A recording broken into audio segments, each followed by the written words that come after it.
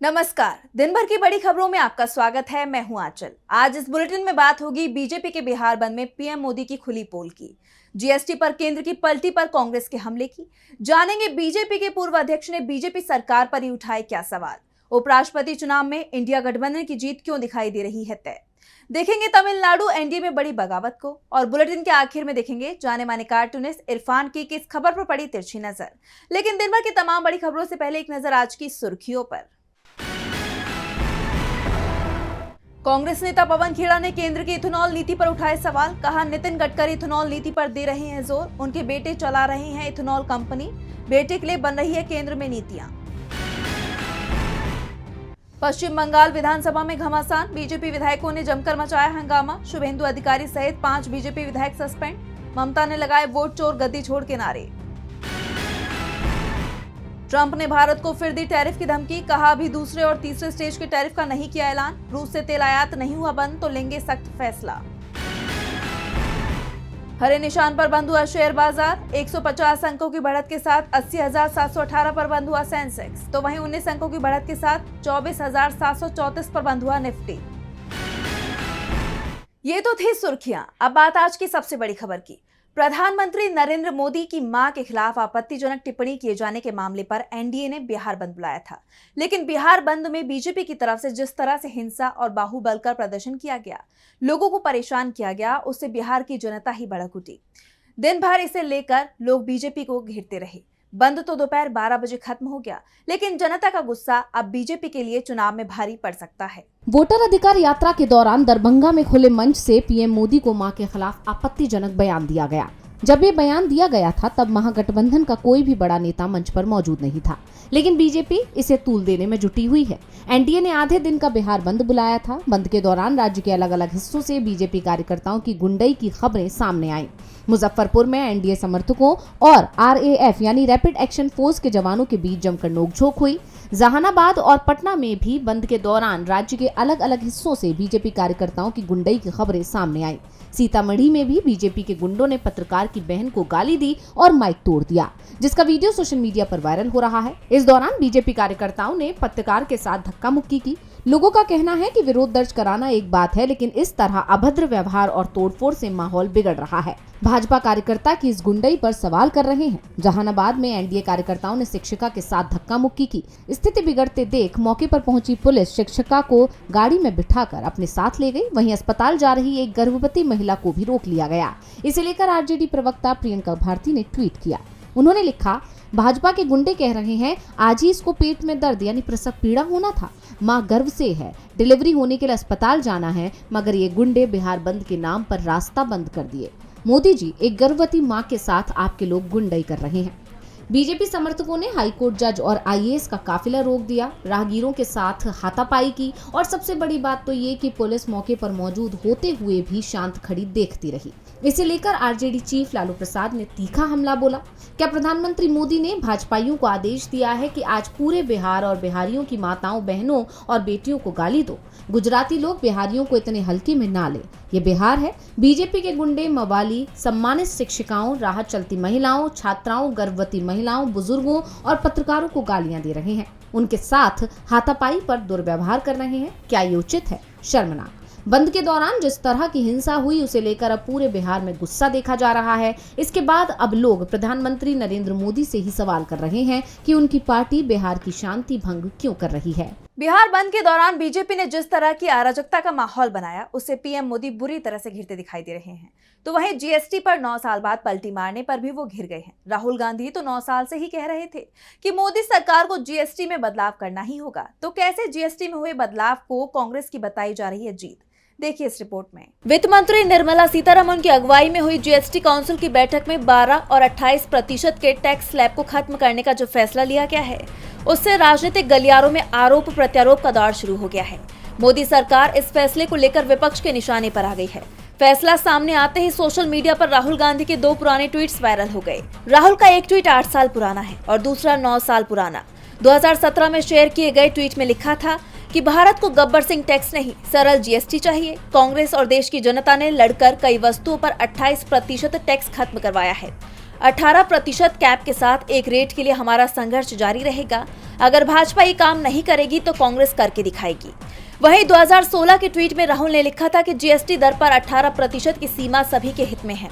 वहीं पूर्व वित्त मंत्री पी चिदम्बरम ने सरकार के इस कदम का स्वागत तो किया, लेकिन इसे 8 साल की देरी वाला भी फैसला बताया।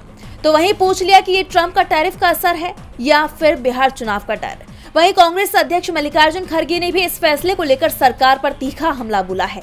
उन्होंने मोदी सरकार पर किसानों से लेकर आम जनता तक सभी को जीएसटी के दायरे में लाने का आरोप लगाया और कहा, देश के इतिहास में पहली बार किसानों पर टैक्स लगाया गया है। मोदी सरकार ने कृषि सेक्टर की कम से कम 36 वस्तुओं पर जीएसटी लगाया है। उन्होंने सरकार पर दूध, दही, आटा, अनाज और यहाँ तक कि बच्चों की पेंसिल और किताबों पर भी टैक्स लगाने का आरोप लगाया। अब ये देखना दिलचस्प होगा कि जीएसटी के दरों में हुए बदलाव का देश की अर्थव्यवस्था पर क्या असर पड़ता है। जीएसटी में बदलाव पर भी बीजेपी घिर रही है। तो बीजेपी के पूर्व राष्ट्रीय अध्यक्ष और पार्टी के मार्गदर्शक मंडल के सदस्य मुरली मनोहर जोशी ने भी केंद्र सरकार की नीतियों पर सवाल खड़े कर दिए हैं। निशाने पर सीधे सीधे पीएम मोदी ही दिखाई दे रहे हैं। वैसे भी पीएम मोदी के वाराणसी से सांसद बनने से पहले जोशी ही यहाँ का प्रतिनिधित्व कर रहे थे।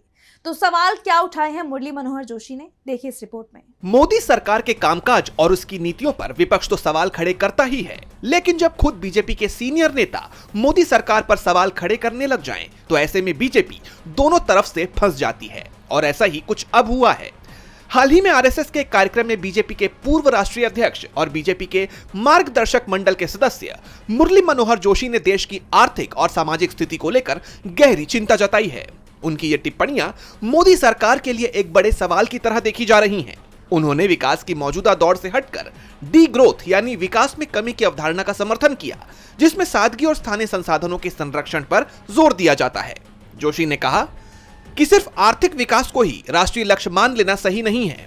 2021 में देश की कुल संपत्ति का 65% हिस्सा सिर्फ 10% लोगों के पास था, जिससे आय में भारी असमानता का पता चलता है। इसके साथ ही उन्होंने भारत की प्रति व्यक्ति जीडीपी को भी काफी कम बताया और साथ ही सामाजिक संकटों पर भी चिंता जताई।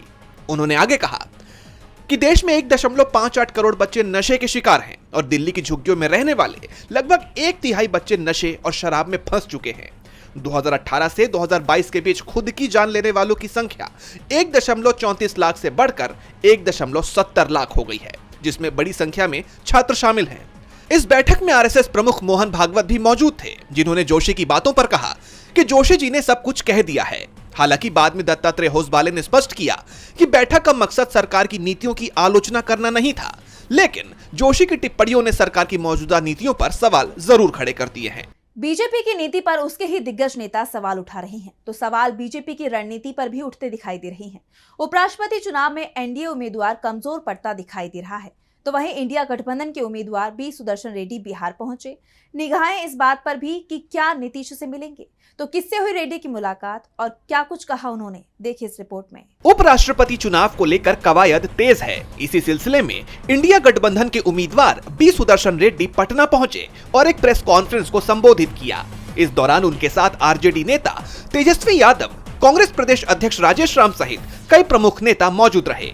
इस मौके पर तेजस्वी यादव ने जस्टिस रेड्डी का समर्थन करते हुए कहा कि जस्टिस रेड्डी का किसी भी राजनीतिक दल से संबंध नहीं है और उन्हें सभी विपक्षी सांसदों का समर्थन मिलेगा।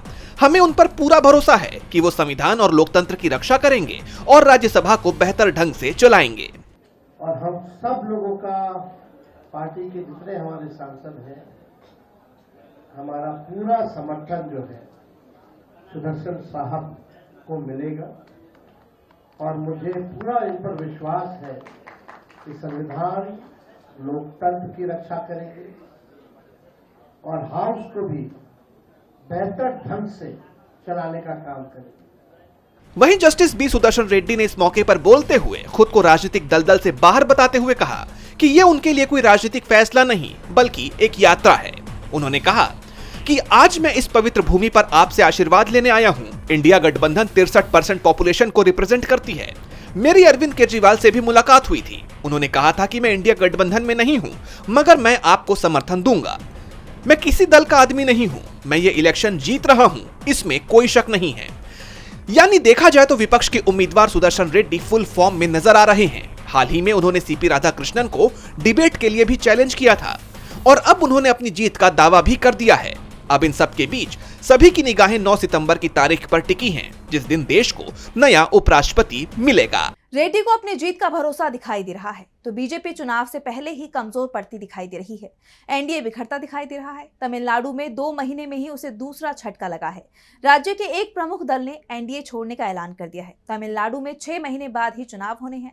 ऐसे में बीजेपी बड़े संकट में घिरती दिखाई दे रही है। दक्षिण भारत से एक बार फिर बीजेपी के लिए बुरी खबर आई है। अगले साल यानी 2026 की शुरुआत में तमिलनाडु में विधानसभा चुनाव होने हैं।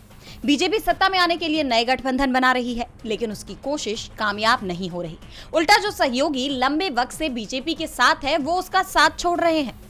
टीटीवी दिनाकरन की पार्टी अम्मा मक्कल मुनेत्र कड़गम यानी एएएमके ने बीजेपी के नेतृत्व वाले एनडीए गठबंधन से बाहर निकलने की घोषणा की है। एएमके वो दूसरी पार्टी है जिसने एनडीए का साथ छोड़ा है। इससे पहले एआईएडीएमके से निष्कासित ओ पन्नीरसेल्वम ने अपने दल को गठबंधन से बाहर कर दिया था और उनके इंडिया गठबंधन में शामिल होने के संकेत मिल रहे हैं। तमिलनाडु के सीएम एमके स्टालिन से वो 2 बार मुलाकात भी कर चुके हैं। इस बीच एएमएमके भी एनडीए से बाहर हो गई है। दिनाकरन ने मीडिया से कहा कि एएमएमके को कुछ लोगों के विश्वासघात के खिलाफ शुरू किया गया था। हमें विश्वास था कि वे बदल जाएंगे, लेकिन कुछ नहीं हुआ।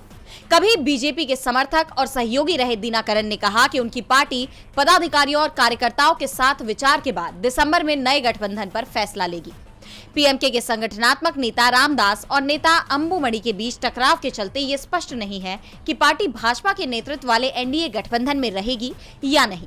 डीएमडीके भी इसी स्थिति में है। तमिलनाडु में एनडीए कमजोर हो रहा है। 2026 में तमिलनाडु के साथ पश्चिम बंगाल में भी विधानसभा चुनाव होंगे और यहां बीजेपी को बड़े झटके मिल रही हैं। विधानसभा चुनाव से पहले बीजेपी का कोर वोट कांग्रेस की तरफ जाता दिखाई दे रहा है और इसके पीछे एसआईआर को बड़ा कारण माना जा रहा है। राज्य के मतुआ समुदाय ने राहुल गांधी से मदद मांगी है।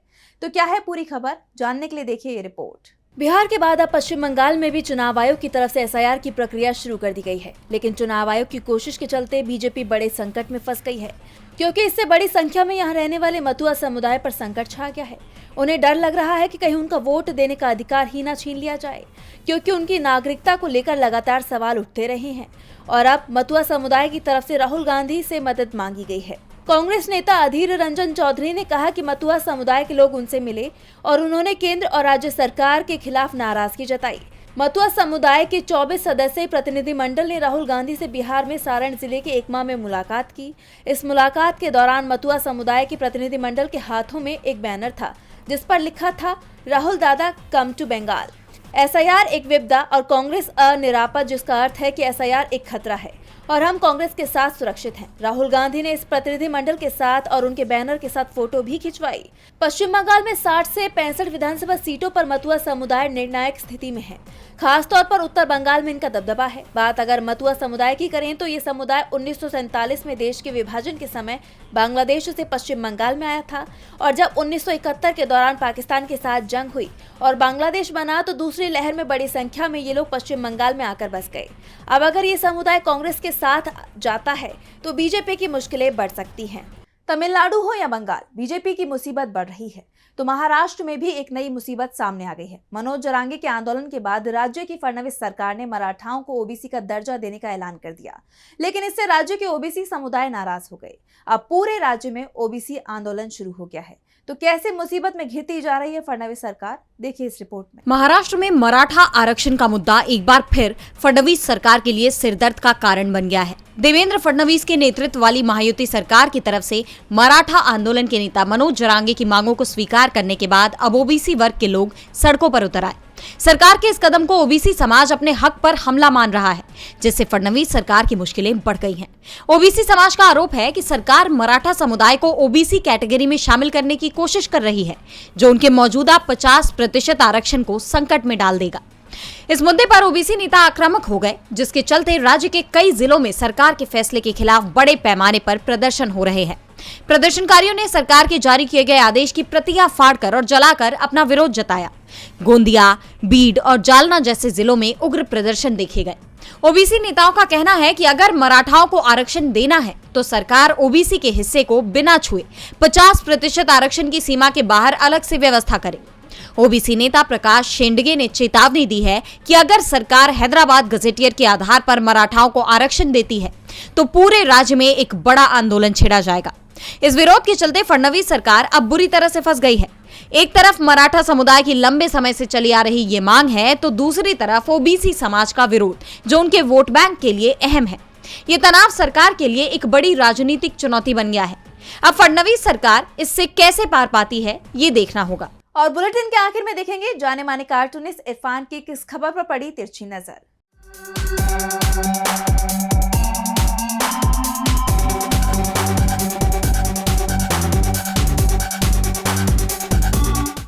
प्रशांत किशोर जो 2014 में प्रधानमंत्री नरेंद्र मोदी की चुनावी साज सज्जा के लिए आए थे, वो अब उन्हीं के बाराती हो गए हैं। अब वो खुलकर उनका साथ दे रहे हैं, कह रहे हैं कि तेजस्वी यादव पढ़ाई में फिसड्डी थे। तो भाई जितने भी उन्होंने पढ़ाई लिखाई की है, लेकिन कम से कम फर्जी डिग्री तो नहीं है उनके पास में। और कह रहे हैं कि उनको डांस करना भी नहीं आता। तो भाई डांस करना नहीं आता, लेकिन उनको जनता के साथ में, खुशी के साथ में उल्लासित होकर के शामिल होना तो आता है। ज़रूरी नहीं है कि उसके साथ में कोई ट्रेंड ठुमके लगाने वाला डांसर होना चाहिए। और तो और तेजस्वी यादव को आप बताना तो भूल ही गए कि 10 लाख रुपए का सूट भी तो पहनना नहीं आता। खैर, अब देखना यह है कि प्रशांत किशोर जी बिहार चुनाव में और क्या क्या रंग दिखाते हैं।